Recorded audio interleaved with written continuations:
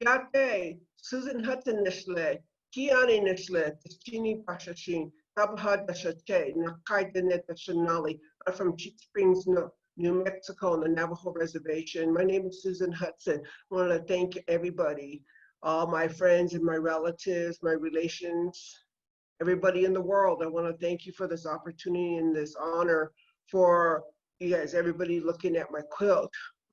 This quilt is called MMIW Since 1492. It's the Missing and Murdered Indigenous Women Since 1492. What I wanted to do was to bring attention to this plight that we're having, this epidemic that we're having in Indian country or indigenous country.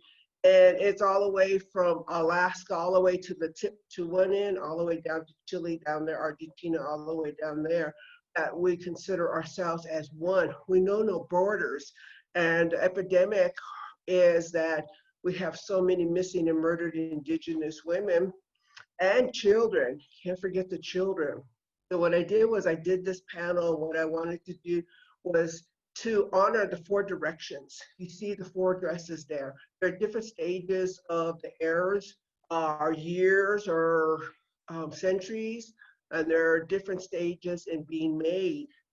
And what I did was, you see, if you can see the buckskin dress up there, you see that some of the beadwork that was done, but it was never finished. So it's kind of looping off, because I always said that these women and these children, they had relatives, they had loved ones that would help make these clothes. And so that's what I was showing. It was like, if you look into a closet, when you open it up and you look into the closet and you can see the clothing, you can see that these dresses here are waiting for that young lady or that child to come back to make more memories.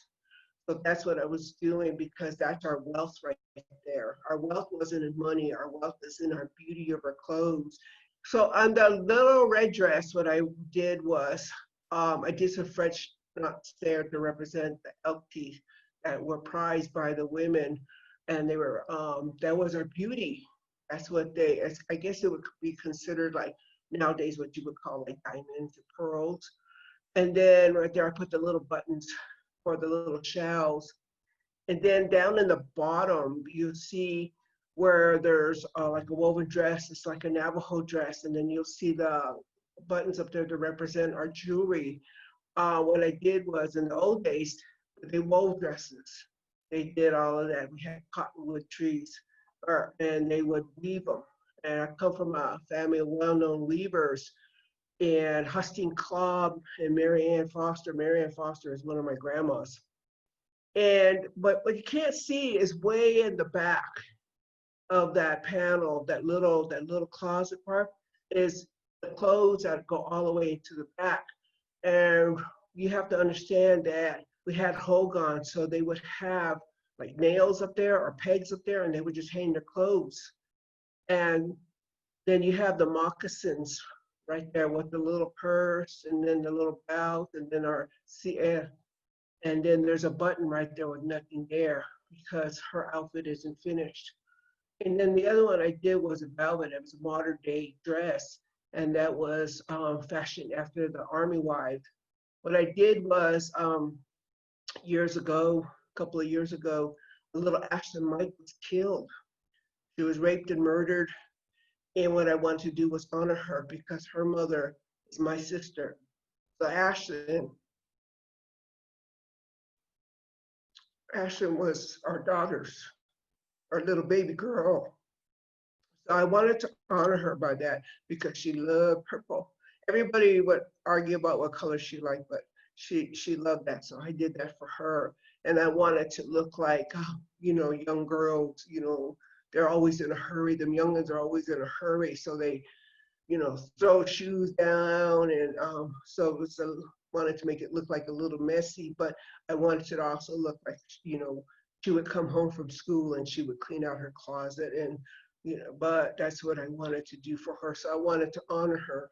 And because of her death, her killing, they now have Ashland Mike, Amber Alert to Indian Country.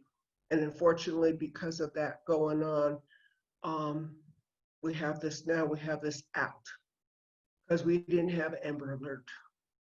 And that's very important in Indian country. All over the world, all over the United States had Amber Alert, but the reservations didn't have it. So I was showing the old ways and the new ways. And I always want people to think about that want people to understand that we are humans. These young ladies and the children and the young boys and the little girls, they have mothers, they have fathers,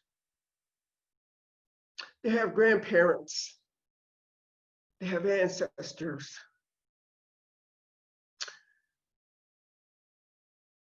They're not pieces of trash.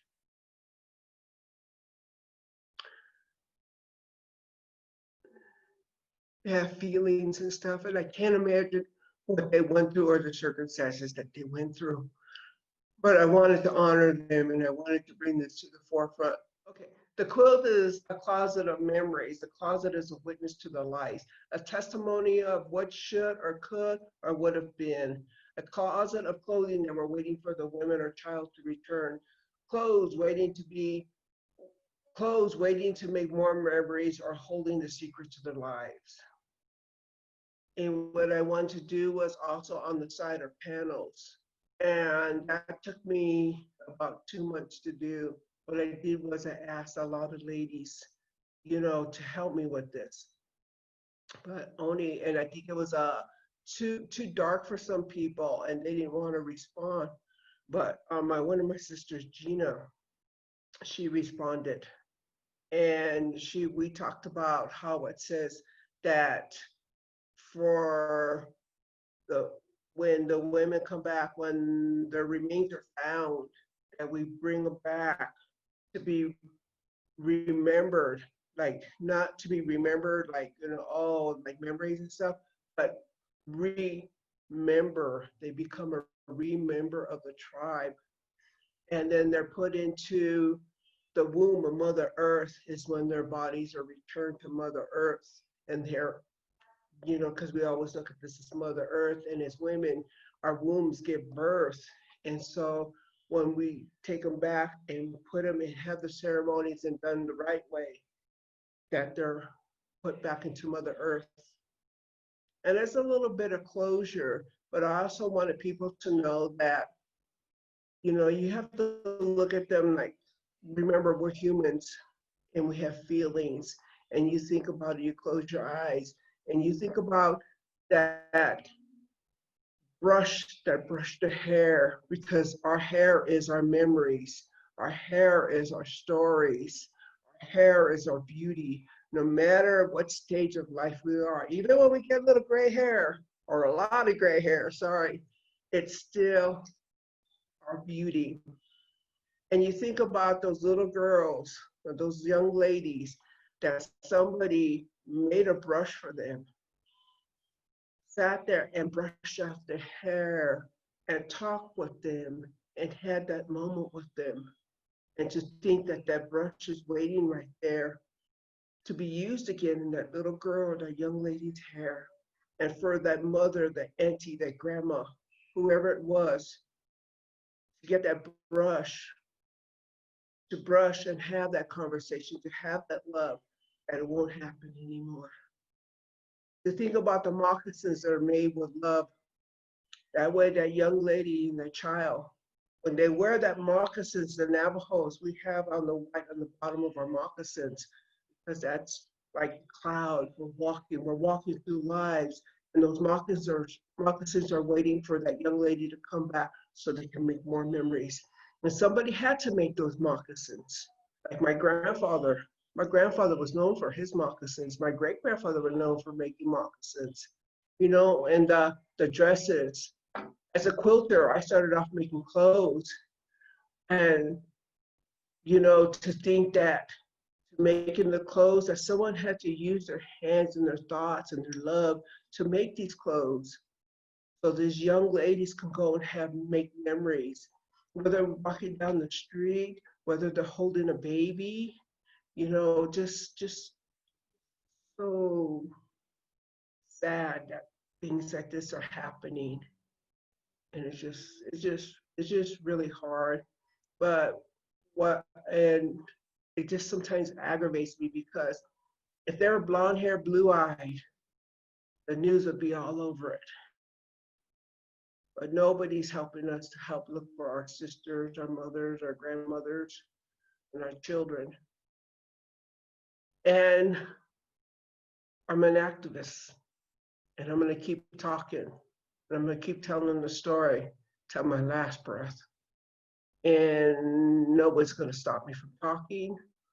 And even though they're not here, I'm still going to stand up and speak for them, no matter what. Thank you.